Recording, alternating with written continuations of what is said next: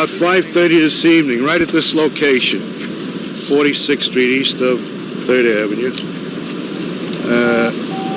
Two people were shot numerous times. The only thing we can ascertain at this time is that it was three males wearing trench coats who left towards 2nd Avenue, and another witness states that he saw them get into a dark car. The tentative identification is that it's Paul Castellano and Tom Bellotti. As you're well aware, they're both on trial, or excuse me, I'm sure Castellano is on trial. I'm not that certain about Bellotti. They were shot numerous times with automatic weapons. Caliber? Where were they hit? They were hit in the head and in the body. Can you describe how it took place? Were they getting out of the car? From the position, it looks as though they were getting out rather than getting in. Was it close range? Yes. Were they dining at the Sparks restaurant? Not to our knowledge. You look at the reservation book there. They wouldn't show it to us. No, that's not so. We don't know if they were in there or not, and it's kind of early yet to determine where they were, or where they were coming from, or where they were going to. Were they hit from the front or the back? It appears to be from the side and in the back. Are there any eyewitnesses? Well, we haven't come up with anybody that is volunteering anything at this point, but we will get some information, I'm sure, before the evening's over. Chief, what would be the significance of a hit on Castellano in terms of the mob in this town? Well, I'm not an organized crime expert. Maybe tomorrow you can get some experts to speculate. I don't know, and I don't care to speculate. Do you think it damages the federal government's case against the Gambino crime family in Brooklyn? Well, I don't think they have to prove guilt or innocence with him anymore. That case is over. Okay. Okay, thank you, Chief. Thank you. Do you have descriptions of the three men? Not yet. Well, we will. We'll have some. What's the guy's name? Were they white? Bellotti. Tom Billotti. Was he a driver or their friends? Driver and Old friend. Thank you. New York police and the FBI were still trying to figure out why Paul Castellano, reputed chief of the Gambino family and alleged top mob godfather in the whole country, was gunned down on a Manhattan street Monday night. Last night, police parked a van outside the restaurant where it happened and tried to encourage any witnesses to come forward. The main theory behind the slaying is that it was a battle for succession in the Gambino family. Officials say that one suspect in the case is 45-year-old John Gotti, who's now a likely replacement for Castellano. It's believed that Gotti and other younger members of the family believe that because of legal problems of his own, Castellano was not paying enough attention to the multi-million-dollar mafia money-making activities, such as payoffs from corrupt construction jobs. There is also belief that other members of the so-called commission, the leadership of the 5 New York mafia families, may have approved. The big unknown, and what most troubles law enforcement officials, is whether this mob shooting is the opening round in a gangland war that will be fought on the city's streets. Where do you think the person who ordered this is eventually going to end up? He's going to end up the same place Paul Castellano ended up, on a street with bullets in him. And officials say that Castellano's high position in the national mob structure may set off a chain reaction of mob turmoil across the nation. Rita Braver, CBS News, New York.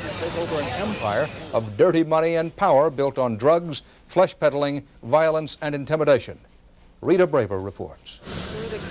Big Paul Castellano, reputed godfather of the Gambino family and the man considered boss of all mob bosses in the country, was on his way to a Manhattan steakhouse. As he stepped from his black Lincoln, 3 men wearing fur hats and trench coats suddenly appeared, pulled guns, pumped 6 bullets into Castellano and 6 into his top capo, Thomas Bellotti, and then calmly walked away. Castellano was under indictment in the federal government's case against the leadership of New York's 5 mafia families, known as the Commission. He was also currently on trial and out on $2 million bail in a car theft and murder case. Well, I don't think they have to prove guilt or innocence with him anymore. That case is over. The main theory that law enforcement officials are working is that this was part of a power struggle within the Gambino family.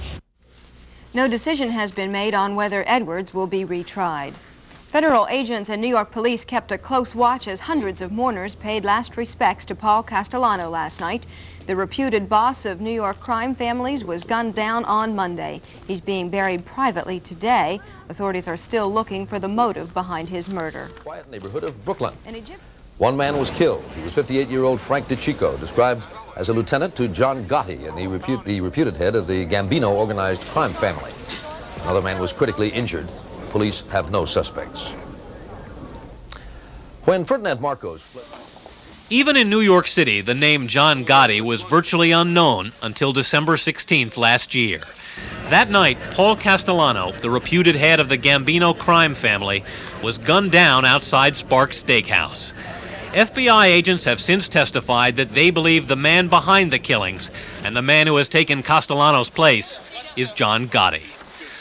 Only 45 years old, Gotti has become quickly recognizable, if only for his custom-made suits and his frequent stops at the Stylorama hair salon.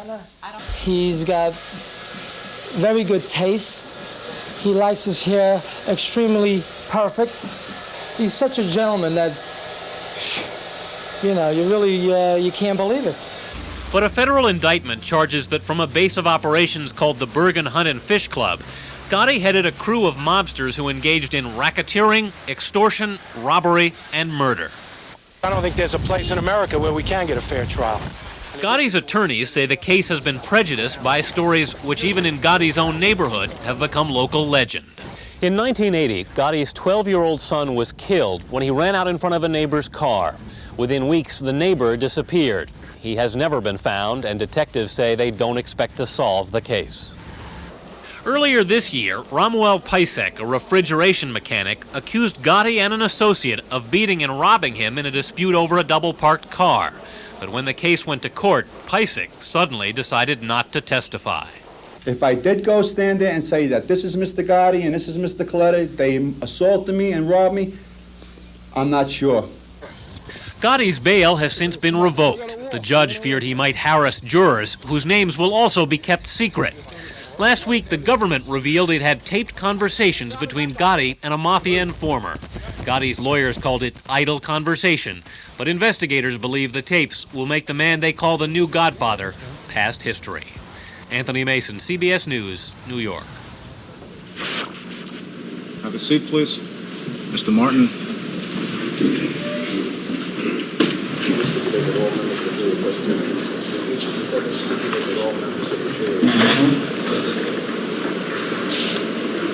Mr. Foreman, has the jury agreed upon a verdict as to each defendant? Yes, we have. Please rise. As to the defendant John Gotti.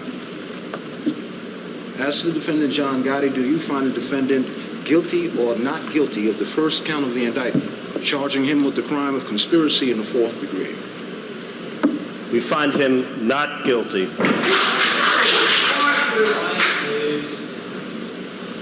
With respect to the charge of conspiracy in the 5th degree, how say you with respect to the defendant John Gotti, guilty or not guilty? We find him not guilty.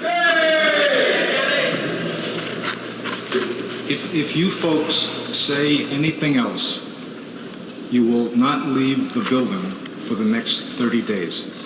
And if you think I'm kidding, I invite you to try it. If you folks can be calm, we will continue with this. If you can't be, we'll interrupt the proceedings. Please continue. As to the second count of the indictment, charging the defendant John Gotti with the crime of assault in the 1st degree, do you find the defendant guilty or not guilty? We find the defendant not guilty. A stunning defeat for the government's battle against organized crime in a New York courtroom today. John Gotti, the reputed New York Mafia boss, went free. A jury acquitted him and 6 others for alleged criminal activities as part of the Gambino family, the largest so-called Mafia family in the country. CBS News reporter Anthony Mason has been covering the trial. In a 6-month trial, the government threw everything from wiretaps to surveillance tape at John Gotti, but they couldn't make their case stick. The man they say is the boss of the nation's most powerful mafia family was today found not guilty of racketeering and conspiracy. They reviewed it and they came to the final truth, justice. John Gotti and 6 other co-defendants were not guilty. They should never have been brought to this courtroom to begin with in the first place. Investigators believe Gotti came to power when his predecessor, Paul Castellano, was murdered in December 1985. Surveillance cameras have been watching him for years, and mobsters turned informant testified he was a hoodlum's hoodlum.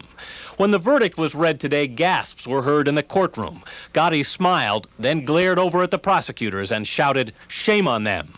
The jury's job was to decide whether or not the defendants were guilty. They did their job, and that is the end of that. The Gotti verdict ends a string of government victories which had put many of the nation's top mafia bosses behind bars. Tony Dux Corallo, Carmine Jr. Persico, and Fat Tony Salerno were each sentenced to 100 years in prison in January.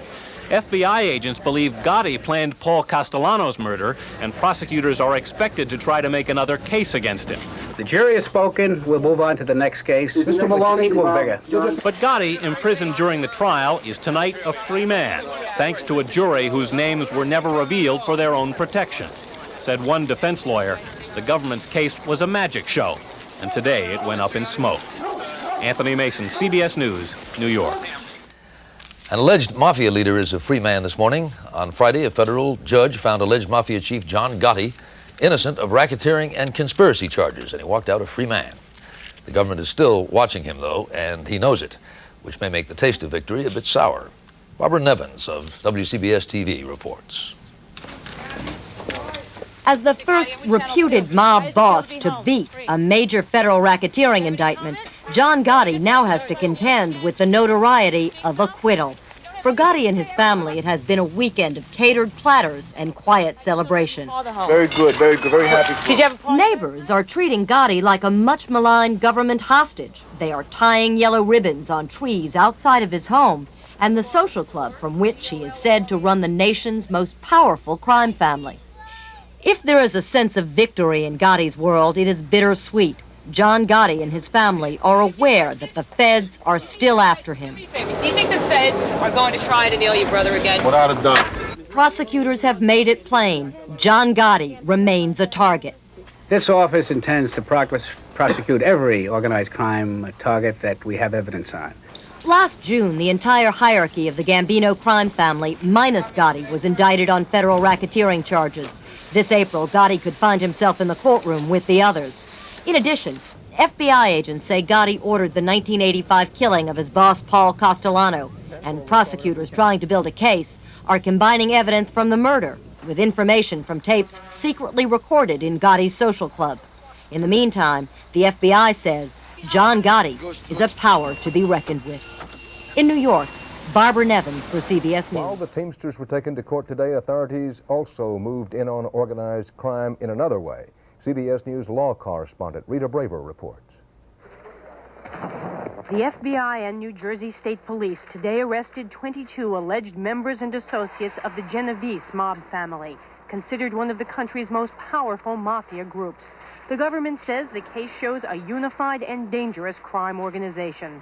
Also illustrates the connection between organized crime's violent activities, including murder, and some of its more seemingly innocuous activities such as sports and horse gambling. In particular, the Justice Department charges that some members of the Genovese family gunned down Irwin Schiff last summer in a New York restaurant, barely missing other diners. The mysterious 350-pound Schiff was said to be a con man linked to the rival Gambino family. And the indictment also charges some of the Genovese family members with conspiracy to kill the reputed head of the Gambinos, John Gotti. The murder never occurred.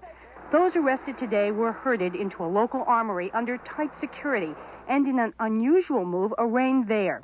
The Justice Department says today's charges continue the government's strategy of going after the mafia family by family.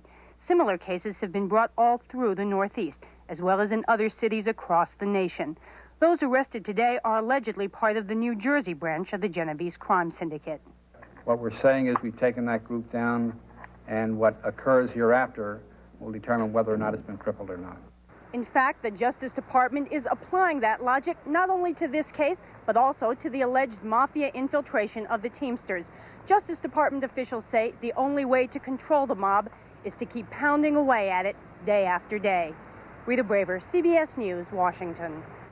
And while prosecutors were announcing the Teamsters action in New York, across the river in New Jersey, 22 members of the Genovese crime family were being indicted. They face federal charges that include labor payoffs, loan sharking, and running gambling operations. 3 are charged with murder, and several are accused of plotting to rub out rival gang leaders.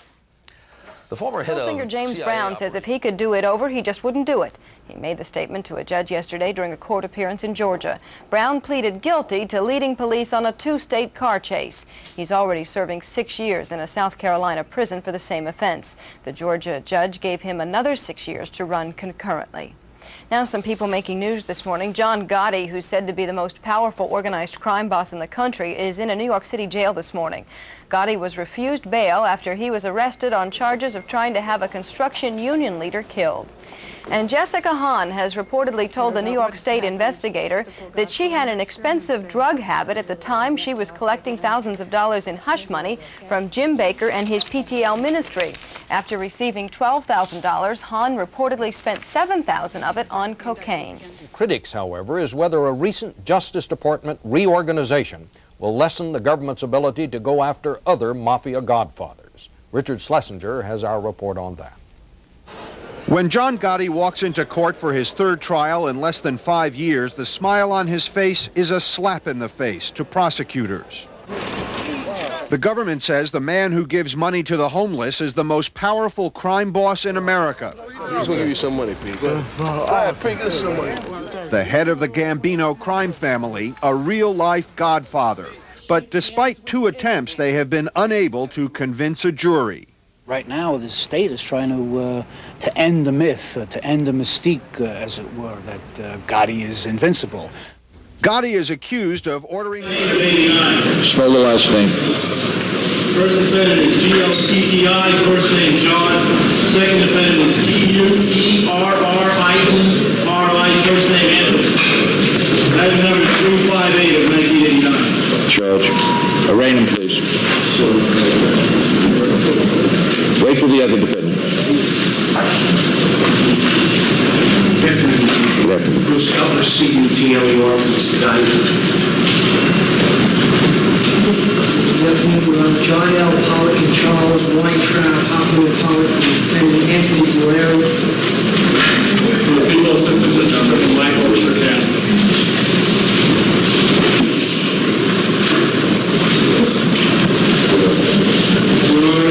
This time, they would like to serve indictment 358 of 89, covered with indictments for Arraign the defendants, please. John Gotti and Anthony Guerrero. The grand jury of the County of New York has filed indictment number 358 of 1989, charging each of you with the crimes of conspiracy in the 4th degree and assault in the 1st degree on 2 counts. John Gotti, how do you plead these charges? Guilty or not guilty? Anthony Guerrero, how do you plead these charges? Guilty or not guilty? Please not guilty. Your Honor, the people will serve intercept notice during the next 15 days. We will be providing copies of the intercept orders and reports. We will reserve statement notice. Within that 15 days, we will serve a copy of the statements. Defendant Gotti's principles, character, reputation, and habits are certainly one of the fact that he is alleged to be, and we have evidence of in the form of wiretap information, the head of an organized criminal organization called the Gambino crime family. He is someone who has consistently put his and the interests of his associates and family above that of society. We think that that factor strongly mitigates to holding this defendant in. His employment and financial resources, his employment is allegedly as a salesman for a particular plumbing concern. This gentleman has been subject of extensive surveillance, and during that surveillance we have yet to see him at his employment in any way, shape, or form. That is his quote-unquote legitimate employment. His financial resources are literally that of the family, which is an extensive criminal organization throughout the United States and throughout the world.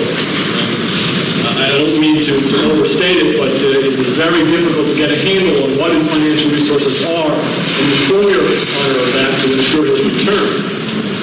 So that we would just have to say at this point that the financial resources are enormous. We could also comment that during the period of intercepts, Mr. Gotti has gambled numerous occasions and has lost enormous sums of money, counting in the hundreds of thousands of dollars. So that we know that he has idle money available for him. Third is the family ties, the length of time in the residence. Mr. Gotti has been a resident of this community for his whole life, to our knowledge. He has a family, wife and children. But at the same time, the people would like to point out to the court that in 1973, this defendant was, May of 1973, participated in a homicide. That homicide led to an indictment with Mr. Gotti and Mr. Angelo Ruggiero. Mr. Ruggiero was apprehended. There were substantial efforts made to apprehend Mr. Gotti, but Mr. Gotti chose to absent himself from his home, so that for a period of approximately a year, he was not at home. And we think that goes to show that whatever ties they are, he still has the predilection to put his interests ahead of his brother. Yes, may it please the court. Your Honor, by way of background, I've represented John Gotti since 1985. I don't know if the court is aware, but in 1987 he was acquitted in Brooklyn Federal Court of this so-called Gambino association. In addition to which, Your Honor, John Gotti is basically followed night and day, every day by the police. And they've never seen him commit a crime, and they've never seen him do anything wrong.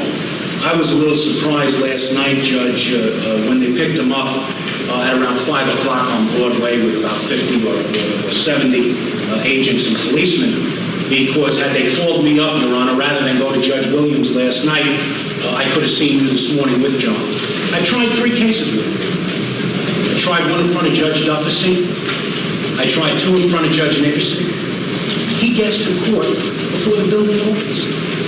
And the only issue here is whether he's going to show up. He has always shown up in every case he's ever had. He's always on time. As a matter of fact, Your Honor, most poignantly, in the federal court in Brooklyn, the United States attorneys both said that John Gotti is not a flight risk. Policemen have testified that John Gotti is not a flight risk. He has never, ever missed a court date. Judge, he hasn't been convicted of a crime for over 15 years. He was convicted, he pled guilty in 75, he went to jail, he came out. Since 77, they've been watching him every day, night and day. As I said to you, we went to trial in Queens once, and then we went to trial in Brooklyn. As far as his family, Your Honor, you know he's been married well over 25 years. He has 4 children, 4 grandchildren. He's not going anyplace. He's been in New York his whole life. He's never ran away from a problem ever. We are both confident, Your Honor, even though we got the indictment today, we got an indicia of it last night, we'll win this case. I'm not concerned about the case. I'm concerned about the DA making a bail application for a remand. And I'm concerned about the fact that they chose to lock him up at night rather than call me up. Because, you know, Judge, if you want to know where John Gotti is... Mr. Cutler, I was concerned also when they asked for the warrant. I'm sorry? I was concerned also. Yes, sir. Because if you want to know where he is, I know where he is, and the police know where he is.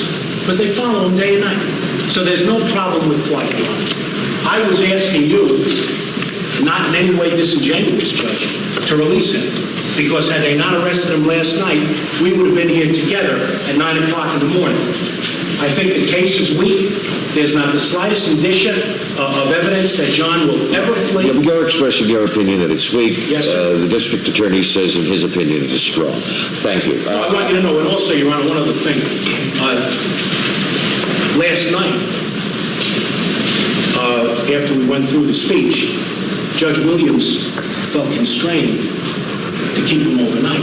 But I felt, in my heart, she wanted to let him go. She had no power. She wanted to let, she had the power. She had the power, sir. I'll hear you. Your Honor, excuse me, if I could... I'll let you respond after both applications are done. I don't know that there's been an application yet on behalf of Mr. Are you making an application? Certainly am. Would you like me to make it first, sir? Yes. Your Honor, the people are asking for a remand as to Mr. Guerrieri. As appears from his sheet and our records, he's not eligible for any additional punishment as Mr. Gotti would be considered persistent, but he is eligible for from 5 to 15 years on this ties that Mr. Gotti has admitted. We think that Mr. Guerrieri has used a number of different names where he's living, where he currently resides. He's using a second name, that of Anthony Albano. The department's registered. Mr. Gotti, the court is setting bail in the amount of $100,000 bond or cash. With respect to Mr. Guerrieri, bail is set in the amount of $50,000 bond or cash.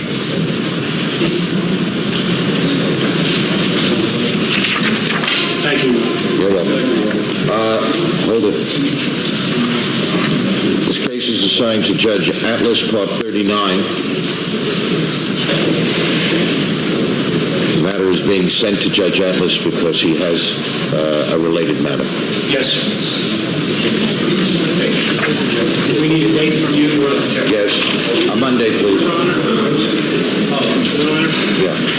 Put it on for next Monday, the 30th. Your Honor, we just a further application. Yes, hold it a minute, please. Take seats. The matter is on for January 30th, Part 39, Judge Atlas's Part 111 Center Street. Yes, what is your application? People ask that there be a condition of bail that the defendants do not travel outside the United States. If there are going to be any... Do you have a passport, Mr. Gotti? No, Your Honor. Do you have a passport, sir? If they leave without a passport, I don't know where they can go. The people will also ask that we be notified if the defendant intended to travel outside the state.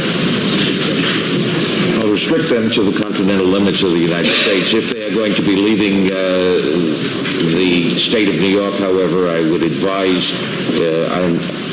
I'm ordering that you advise your attorney, and your attorney is to advise the district attorney. Yes, sir, we'll do that. May we approach a related matter? Sure. Defendant is in the hospital, Judge. So you need a hospital, right? Well, do you want to do that, or you want Atlas to do that? When is he getting out? What Atlas do? He may not. What? He may not. He's dying? Yes, one cancer. Head down. He's gonna hurt yourself. Come on. Hey, John, you gonna beat it this time? That a boy, Hey, John, you gonna beat it? Nothing at all. How do you think about the way you picked up last night? That was planned down on purpose? What do you think? Behind you. Any message to Morgenthau with this? You think you're gonna get done? Sorry. Go, Josh. John, you think you'll beat it?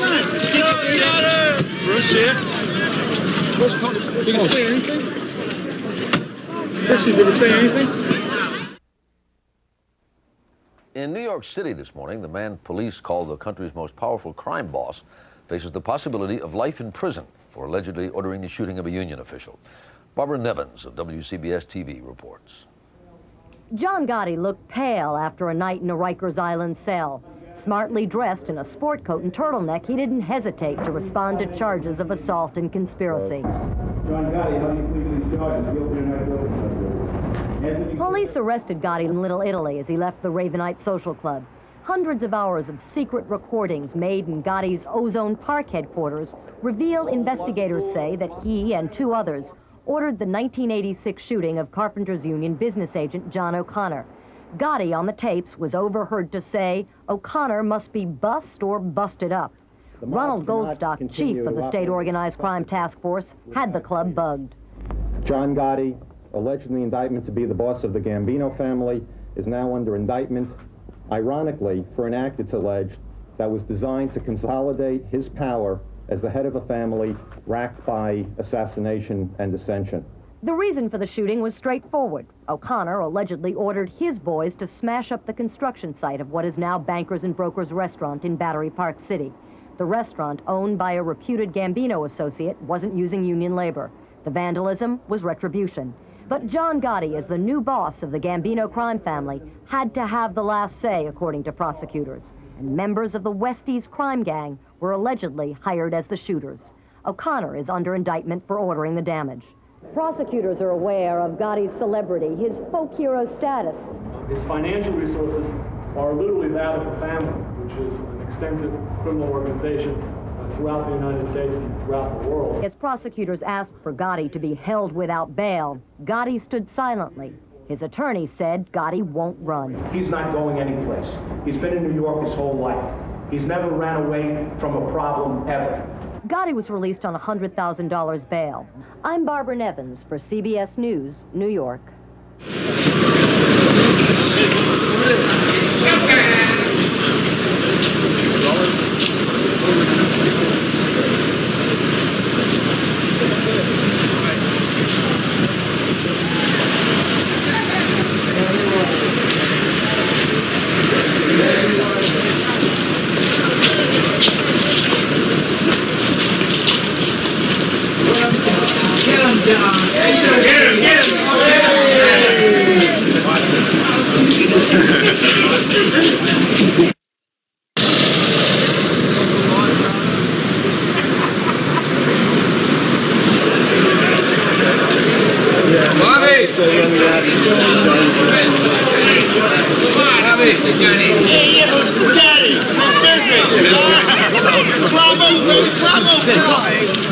I don't want to move.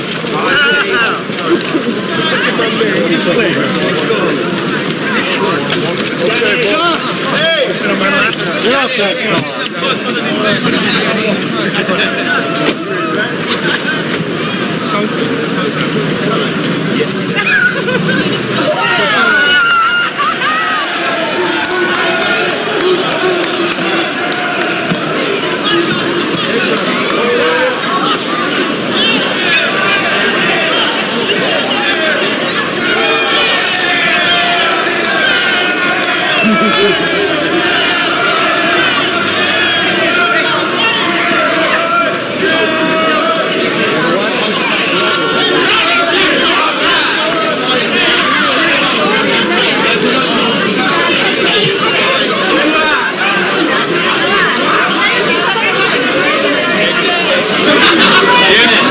Gotti took charge of what's called the Gambino crime family shortly after his reputed predecessor was gunned down.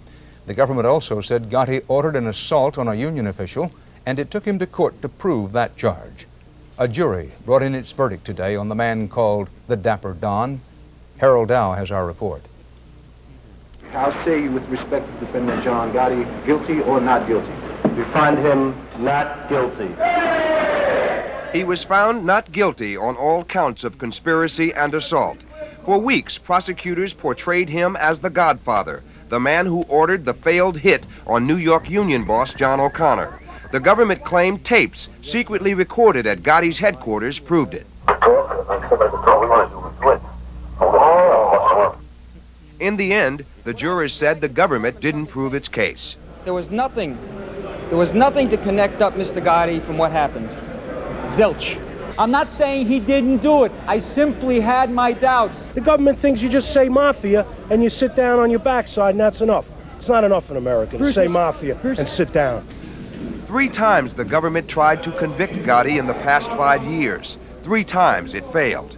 So this afternoon, to a cheering crowd, John Gotti walked away a free man. Free, he says, to continue his work as a salesman for a plumbing company. Free, the government says, to continue his reign as the godfather of the largest crime family in America. Harold Dow, CBS News, New York. The reputed head of the nation's most powerful Mafia family is behind bars this morning. John Gotti was arrested by FBI agents in New York last night.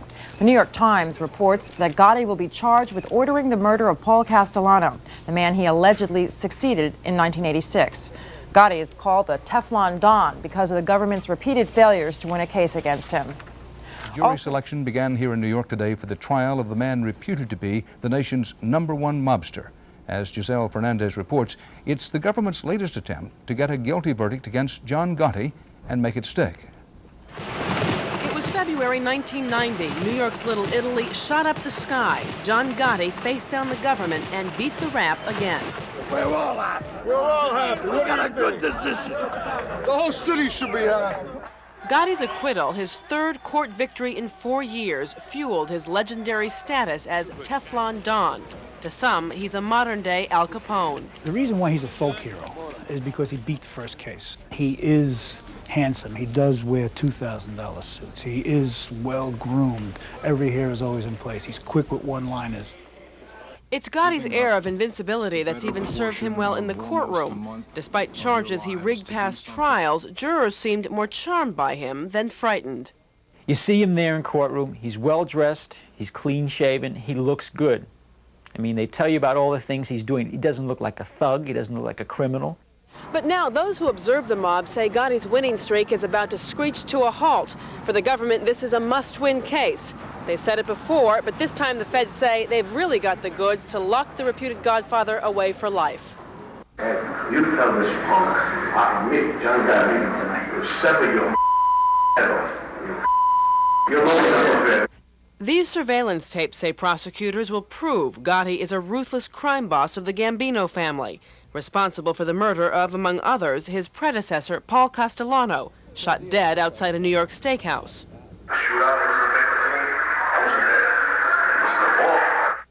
Prosecutors have another lethal weapon. Gotti's hand-picked underboss cut a deal and will testify for the government. The decision by Sammy Gravano to testify is certainly a big event. He's been there since John Gotti came to power. He knows where all the bodies are buried. Gotti's associates had little to say about the trial. Outside their clubhouse door hangs a yellow ribbon of hope for their boss's return. But with him or without him, family business goes on as usual. Giselle Fernandez, CBS News, New York. A jury here in New York City heard more graphic testimony today as federal prosecutors try again to nail the man alleged to be America's top mobster. Their star witness, his former aide, a confessed hitman who says he killed at least 19 people. Jacqueline Adams is covering the mob trial. You've seen it in the movies, but this is real life. In a Brooklyn courtroom, Sammy the Bull Gravano is violating the blood oath he took when he joined the mob, testifying against his boss, the so-called Teflon Don or Dapper Don, John Gotti. Once Gotti's right-hand man, Gravano is the highest-ranking member of the Gambino crime family to testify for the government. Today, in Gotti's murder and racketeering trial, Gravano explained how the two men plotted the 1985 murder of then-boss Paul Castellano and his driver, Tommy Bellotti, how they watched the hit go down outside a New York City steakhouse and then drove past the bullet-riddled bodies. Gravano testified, "I believe Paul got shot first. Tommy squatted down to look through the window and somebody came up behind him and shot." After 3 failed attempts, prosecutors hope Gravano will finally help them strip the Teflon from the Don. He's been there since John Gotti came to power. He knows where all the bodies are buried. Indeed, on secret FBI recordings, Gotti can be heard anointing Gravano as his successor, should he go to prison or the can. This is my wishes. That when I'm with a kid, this family's gonna be run by said. Still, the lawyer who won Gotti's earlier acquittals believes Gravano's testimony can be shaken. They are paid government witnesses, and from time to time we have proved that they will say what the government wants them to say. If convicted, Gotti faces life in prison. To ensure a lighter sentence, Gravano decided to sing. Jacqueline Adams, CBS News, Brooklyn. The government says John Gotti is a cold-blooded killer, perhaps the most ruthless and powerful mob boss in America. Then why is the guy so popular? He's bigger than life, bigger than I thought he would be. Gotti's legend has grown so big, he's called the Teflon Don. 3 previous times the government went after him, and 3 times the charges didn't stick. Not since Prohibition and the flamboyant Al Capone has a reputed mob boss ignited the collective imagination of the American public. He is handsome. He does wear $2,000 suits. He is well-groomed. Every hair is always in place. He's quick with one-liners. Gotti has been a cover boy. He's probably the first mob cover boy. The supermodel of mobsters, Gotti on magazine covers, newspaper headlines. One New York tabloid even followed his court suits, the cut, not the criminal, in a daily fashion column called Gotti's Garb. And every day at the courthouse, the dapper Don plays to a sellout crowd. In New York, the Gotti trial is the hottest show off Broadway, with spectators lining up as early as 2 in the morning, waiting hours for a chance to get inside the courtroom. I'm interested in the case because Gotti's kind of cool. I read about it and I can't even believe what's going on. I wanted to see it for myself. We love villains. We don't admit we love villains, but we do like very much the character who goes against the organization or the character that goes against the law. He represents what the average guy doesn't have the nerve to try to do. It's not just average guys caught up in the Gotti spectacle. A who's who from Hollywood came to Brooklyn to take in the show. This is one of the great dramas that's going on today. Art is imitating life on the silver screen. A movie about another flashy gangster, Bugsy Siegel, is one of this year's most critically acclaimed. The name is Ben. Benjamin is in the Bible. Hollywood has long been married to the mob, for years glamorizing the grit on film. But recently, the box office has racked up a string of mob hits. But the real-life good fella, Henry Hill, doesn't understand the public's fascination with guys who are anything but good. The mob is about greed. The mob is about brutality. The mob is about terror. We've been going to the Coliseum since time immemorial, haven't you? And, you know, been thumbs up and thumbs down, and we love conflict, and we love a big fight. Step right up, folks. Read the story behind the headlines. Mafia mania is just what the publishers of a new book on Gotti are banking on. They sold out at the courthouse. Production of 2 TV movies is already underway. Whatever the legal outcome, it seems the legend of the Teflon Don is one the public can't refuse. Lisa Rudolph. The Teflon Don was acquitted, but the trial exposed the crimes of the Gambino family. Next Tuesday, CBS movie Getting Gotti tells Diane Giacaloni's story, and she is here this morning with Lorraine Bracco, who plays her. Good morning. Morning. Talk to us a little bit. Take us back to the mid-'80s when you started to go after this guy. What was inside you that made you think you had to get him? Well, when we started, we weren't actually going after Gotti. We were actually prosecuting a series of hijacking cases and armored car robberies. But over time, we found that he and his crew were controlling an awful lot of crime in New York City, all over New York City. Mm-hmm. And we decided to take it apart. We decided to take the entire crew apart, not just from the top, but all the way through the ranks. All right, I want to take a look at a clip, which is the other real irony in this, because you grew up in the same neighborhood.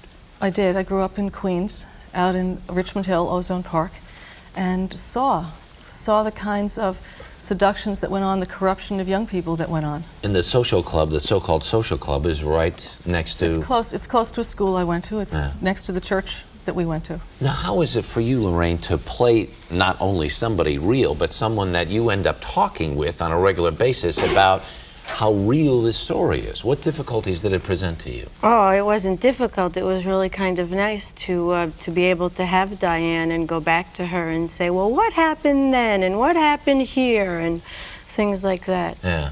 Different, though, certainly different than, had you ever had an experience like this before? Well, no, because, you know, I made another kind of, I guess, what we would call mob movie, Goodfellas. Right. And, it was the other side of the coin, and I, you know, couldn't really find anybody to talk to about what it would be to be a mafia's, you know, wife. Yeah. So Diane was a nice breath of fresh air for that for me.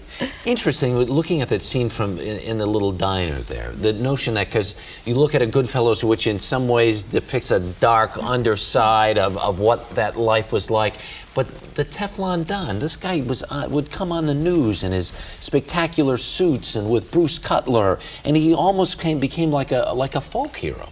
He became a folk hero, but he was a folk hero who never spoke. If you look through the clips, you never heard him speak, and one of the reasons is that there's so much violence in his voice. It's very hard to disguise voices, and the violence of his life is epitomized in the violence of his voice, and that's what was disguised. The media didn't catch that. Is there anything, when you're making a movie like this, is there any part of you that feels like you're on even like a little bit of a mini crusade to tell the right side of the story, to help get out the truth. Of course. And that was something that, besides when I had gotten the script, you know, Diane jumped at me. It wasn't so much the fact that it was John Gotti and the whole mob thing, because I'd already kind of done that. But what had interested me was Diane and Diane's plight, and who was this girl who came from that neighborhood that had to do the right thing for herself. And I was very, very interested in this. And I always know I'm interested in a script when I can't sleep and I keep thinking about it, or it wakes me up and I go, my God, this really happened to this girl. What happened? Who? How? When? So we'll find out all of that next week, next Tuesday night, when the movie is on television. Congratulations to you both. Thanks for coming in this morning. Really appreciate it. Thanks, Diane. Thanks, Lauren. Good job. 5 before the stylish clothes. John Gotti was sentenced 10 years ago to life in prison for racketeering and murder. And a life sentence it proved to be. He died Monday of throat cancer in a prison hospital at the age of 61.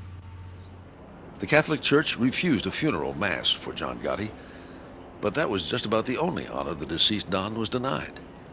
His wake was big news, as was yesterday's private funeral service and the motorcade to his final resting place.